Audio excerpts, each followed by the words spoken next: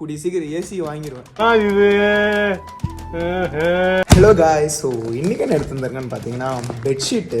So bed வாங்கிச்சு, பெட்டுக்கு போகிற cover வாங்கிச்சு, எல்லாம் வாங்கிச்சு. பட் ஆனால் பெட்ஷீட் வாங்கல. அதனால் ஒரு நல்ல பெட்ஷீட்டாக நல்லா சாஃப்டான பெட்ஷீட்டாக ஆர்டர் போட்டிருக்கேன். அண்ட் எதில் என்னென்னு பார்த்துக்கிட்டிங்கன்னா பிளாக் கலர் தான். வேணடா கருப்பு பைத்தியமாக இருப்பான்னு நினைக்கிறீங்களா?